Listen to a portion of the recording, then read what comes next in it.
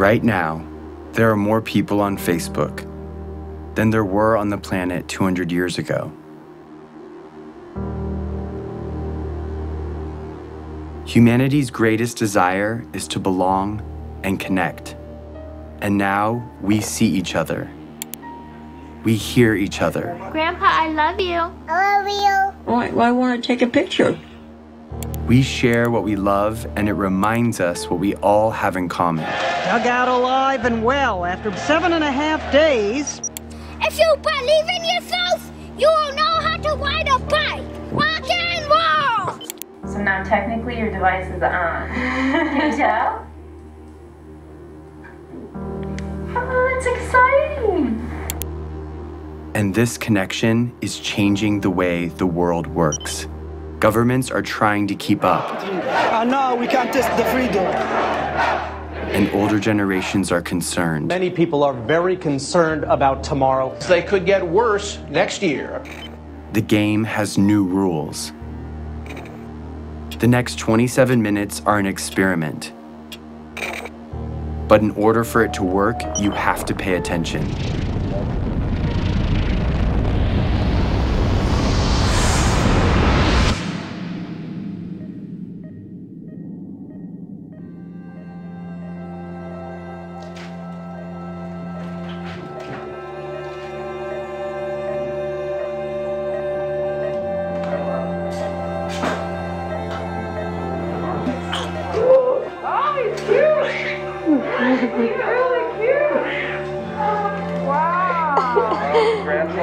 I can hear him. Every single person in the world started this way. He didn't choose where or when he was born. Yeah, he does. But because he's here, he matters. Yeah, we've been waiting for you. You made it. My name is Jason Russell, and this is my son, Gavin.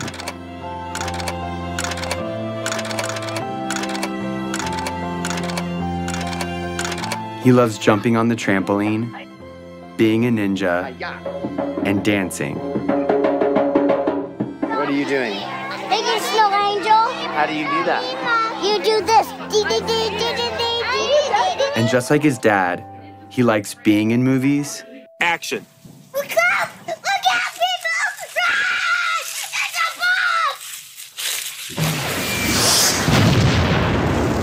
bomb! And making movies. Daddy, watch this. I think you got the video. But he was born into a pretty complicated world. And as a dad, I want him to grow up in a better world than I did. And because of the course of events in my life, I see a way to get there. It has become my job. Who are you to end a war? I'm here to tell you, who are you not to? Hey, Gavin, what's up? Years before Gavin was born, the course of my life was changed entirely by another boy. And who's this right here? Jacob. Who's Jacob? Jacob is our friend in Africa. It's been almost 10 years since Jacob and I became friends.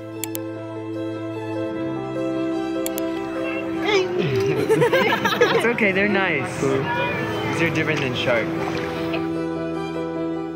But when my friends and I first met him in Uganda, in Central Africa, it was in very different circumstances. He was running for his life.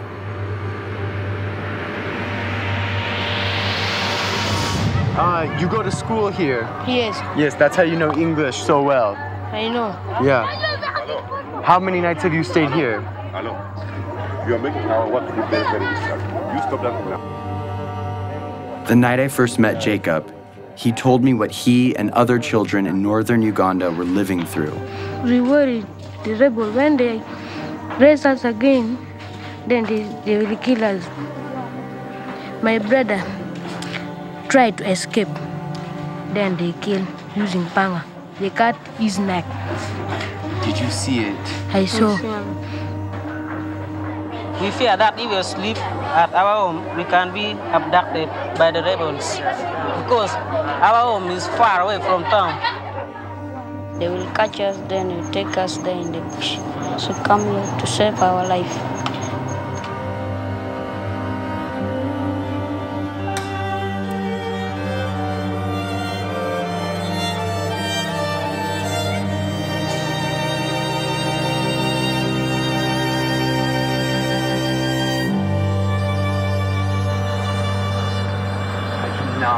This is surreal. You cannot believe it. This has been going on for years. If that happened one night in America, it'd be on the cover of Newsweek. What is it that you want to be when you grow up? For me, I wanted to be lawyer, but no money. I don't have money to pay my school fees, so that I learned and then I be lawyer. Yes. After spending a few weeks with Jacob, he told me something I would never forget. So it is better when you kill us. And if possible, you can kill us, you kill us. For us, we don't want now to stay. Because you don't want to stay on Earth. We are only two, no one taking care of us. We are not going to school. So you would rather die than stay on Earth. Yes. Even now. Even now. Are we going to stay in our future? He told me more about his brother and what he would say to him if he were still alive.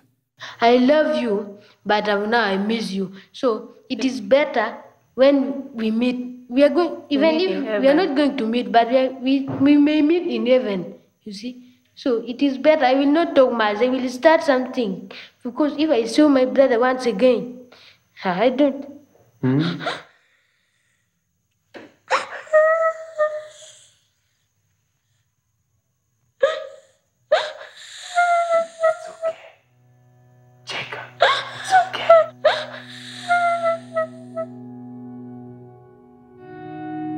Everything in my heart told me to do something.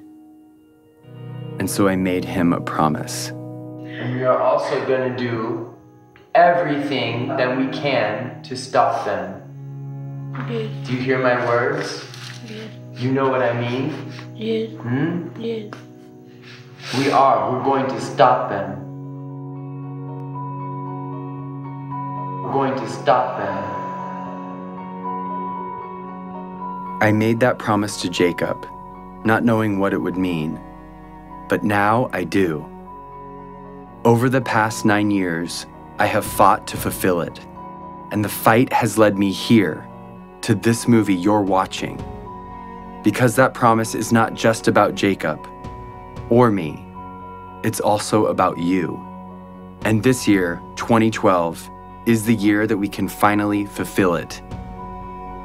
And if we succeed, we change the course of human history. But time is running out. To level with you, this movie expires on December 31st, 2012. And its only purpose is to stop the rebel group, the LRA, and their leader, Joseph Kony. And I'm about to tell you exactly how we're going to do it.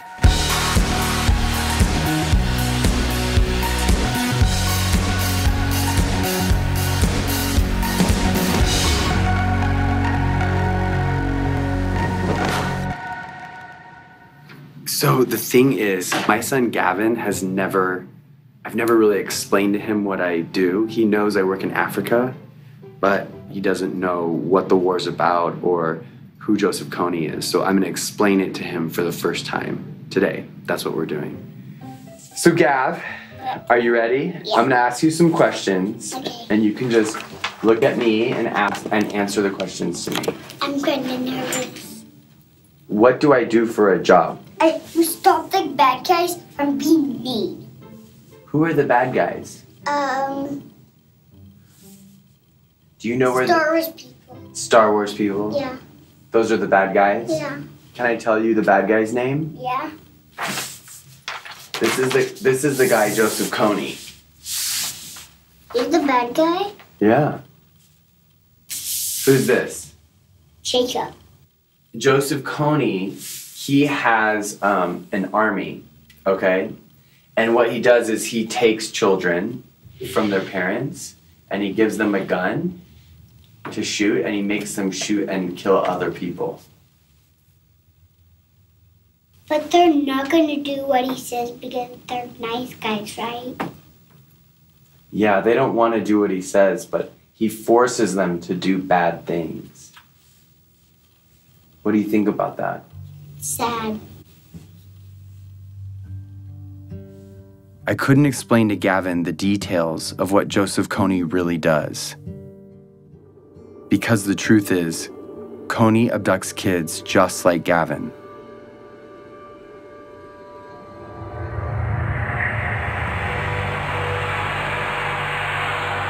For 26 years, Kony has been kidnapping children into his rebel group, the LRA.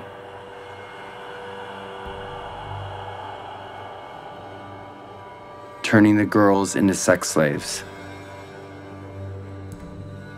And the boys into child soldiers. He makes them mutilate people's faces. And he forces them to kill their own parents. And this is not just a few children. It's been over 30,000 of them. And Jacob was one of those children.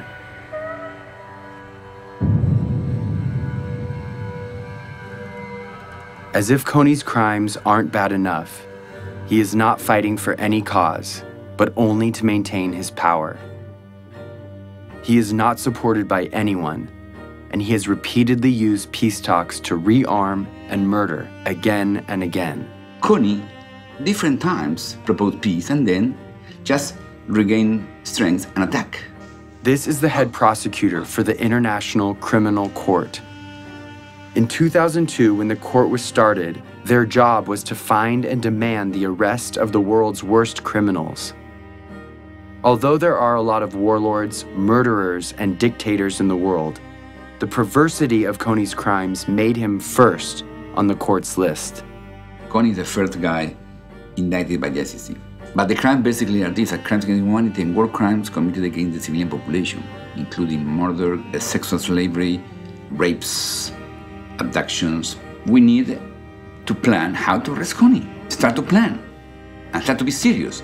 In fact, the only way to stop Kony is showing him, guy, we're going to arrest you.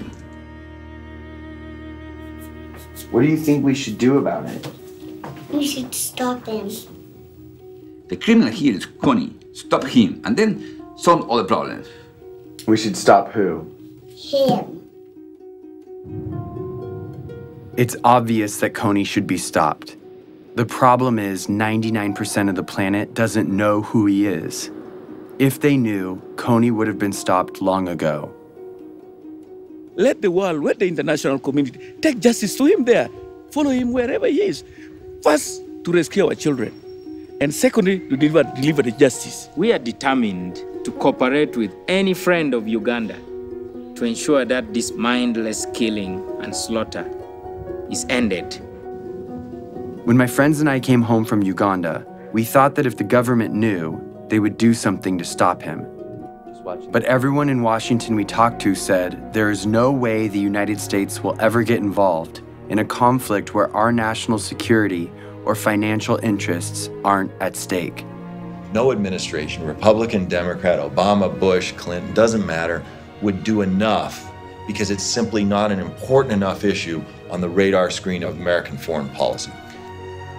Since the government said it was impossible, we didn't know what else to do but tell everyone we could about Jacob and the invisible children. Let's show this movie to as many people as possible in such a way that we can't be ignored. And when we did, people were shocked, and their awareness turned into action. We started something, a community. I have friends that have been living in this conflict their entire life. Fight for that, because that is what is going to change this world, and that is what defines us. We got creative, and we got loud. It's not over! It's not over! It's not over! And as the LRA began to move into other countries, Jacob and other Ugandans came to the US to speak on behalf of all people suffering because of Kony. Even though Uganda was relatively safe, they felt compelled to tell the world that Kony was still out there and had to be stopped. I'm here so proud advocating for the people who are back at home. And this change we're going to make is going to last forever. We built a community around the idea that where you live shouldn't determine whether you live. We were committed to stop Kony and rebuild what he had destroyed. And because we couldn't wait for institutions or governments to step in, we did it ourselves, with our time, talent, and money. So we rebuilt schools. The best you can offer a child is by letting them be independent, and that was providing education. We created jobs. I have seen the lives of those who have been hopeless. Now they have hope. And we built an early warning radio network on the front line of the war to protect villages from rebel attacks.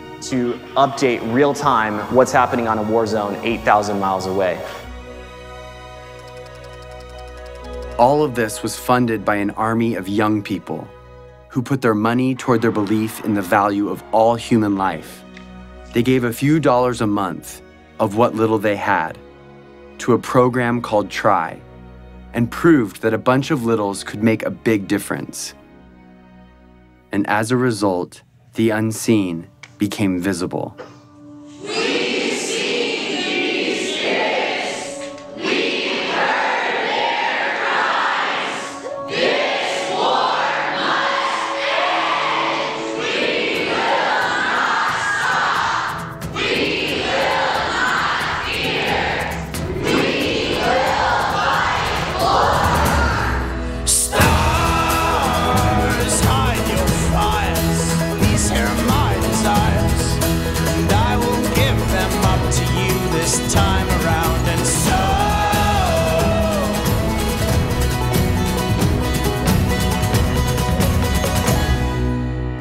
I've talked to people from Mexico, from Canada, from every other state that I can think of. We're all doing this for the exact same reason, and we're all coming from completely different places. This is what the world should be like. Rightfully mine.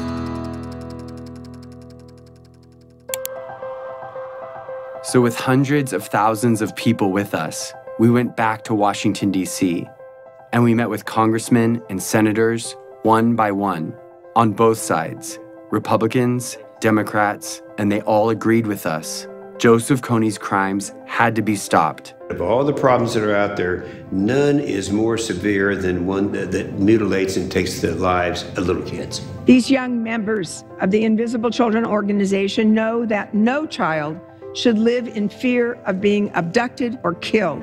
So they were determined to become their voice.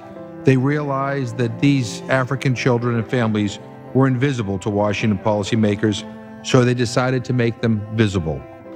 And what I was told would never happen suddenly became possible. In furtherance of the Congress's stated policy, I have authorized a small number of U.S. forces to deploy to Central Africa to provide assistance to regional forces that are working toward the removal of Joseph Kony from the battlefield. Sincerely, Barack Obama. The surprise announcement came in a letter from the White House. The U.S. President's decision commits U.S. troops to help. Through advice and assistance, not putting Americans into combat, to help the countries of the region end this threat once and for all, then that was a worthwhile investment. We used to think we could not do it, and now when I see we can do it, I am overwhelmed. After 8 years of work, the government finally heard us. And in October of 2011, 100 American advisors were sent into Central Africa to assist the Ugandan army in arresting Kony and stopping the LRA. It was the first time in history that the United States took that kind of action because the people demanded it. Not for self-defense, but because it was right.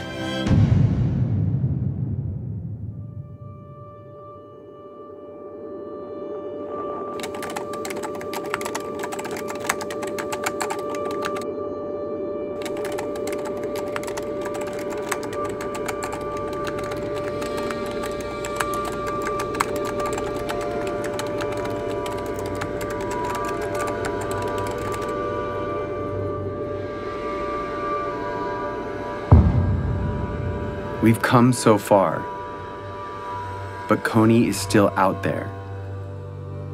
He's recently changed his tactics, making it even more difficult to capture him. And international support could be removed at any time. If we take the pressure off, if we're not successful, he is going to be growing his numbers. People forget, and you got to remind them, and it takes numbers to remind them. And if interest wanes, then it'll go away. And I'd end up standing out there alone trying to do something to support completing the mission. It's got to be 2012. It's not bad for the youth, it's bad for the world if we fail. It's not important just for Ugandan people, it's important for everyone. It's hard to look back on some parts of human history, because when we heard about injustice, we cared, but we didn't know what to do. Too often, we did nothing. But if we're going to change that, we have to start somewhere. So we're starting here with Joseph Kony, because now we know what to do. Here it is. Ready? In order for Kony to be arrested this year, the Ugandan military has to find him. In order to find him, they need the technology and training to track him in the vast jungle. That's where the American advisors come in. But in order for the American advisors to be there, the US government has to deploy them. They've done that, but if the government doesn't believe the people care about arresting Kony, the mission will be canceled. In order for the people to care, they have to know, and they will only know if Kony's name is everywhere.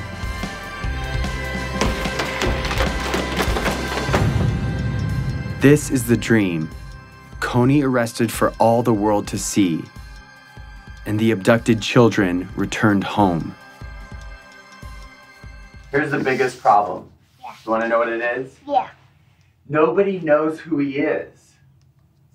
But I know who he is because I see him on this picture right now. He's not famous. He's invisible. Joseph Kony's invisible. Here is how we're going to make him visible. We are going to make Joseph Kony a household name, not to celebrate him, but to bring his crimes to the light. And we are starting this year, 2012. We are targeting 20 culture makers and 12 policymakers to use their power for good. Let's start with the 20 culture makers. Celebrities, athletes, and billionaires have a loud voice, and what they talk about spreads instantly. I'd like indicted war criminals to enjoy the same level of celebrity as me. That seems fair. That's our objective, is to just shine a light on it. If our goal is to get Kony's name known, the known should join us. We are targeting 20 of the most diverse and influential culture makers to speak out about Kony and make him famous. Oprah, Mark Zuckerberg, Ryan Seacrest, Bono. Then we're going after policymakers, the ones that have the authority to see Kony captured. They decide if the advisors stay or leave. So we need to remind them that in this election year of fighting and name-calling, no matter what side you're on, this is something we can all agree on. If a senator or congressman notices 25 phone calls on any issue, on any given day, it is noted. When citizens, by the hundreds of thousands, start demanding that our government do something, suddenly it becomes in the national interest of the United States government to respond to this problem. We've identified the 12 policymakers that could change the game regarding Kony, so we're targeting them. On our website, we've made it easy to write them directly, call them, meet with them, and get their attention. If my son were kidnapped and forced to kill, it would be all over the news. So we are making Kony world news by redefining the propaganda we see all day, every day, that dictates who and what we pay attention to. A lot of people feel powerless to communicate their ideas. They think that, okay, you know, I'm not a corporation, I don't own my own magazine or news station, I just don't have any say. But seeing what I've done, I think it's empowered a lot of people to realize that one individual can make an impact. And I actually want to demystify and say, here are these really simple tools, go out and rock it. And that's just what we intend to do. Our goal is to change the conversation of our culture and get people to ask, who is Joseph Kony? We have printed hundreds of thousands of posters, stickers, yard signs, and flyers that are right now, today, being put up in major cities all over the world. We have thousands of Kony 2012 bracelets that we want everyone to wear, this year only. Each bracelet has a unique ID number. Input that number and you enter the mission to make Kony famous. You can geotag your posters and track your impact in real time. Everything you need is in a box called the Action Kit. It has 2 bracelets, one for you and one to give away. And if you want to help fund our life-saving programs, donate a few dollars a month through Try, and you can have the Action Kit for free. Start making Kony famous today. But all of these efforts will culminate on one day, April 20th, when we cover the night. This is the day when we will meet at sundown and blanket every street in every city till the sun comes up. We will be smart and we will be thorough. The rest of the world will go to bed Friday night and wake up to hundreds of thousands of posters demanding justice on every corner.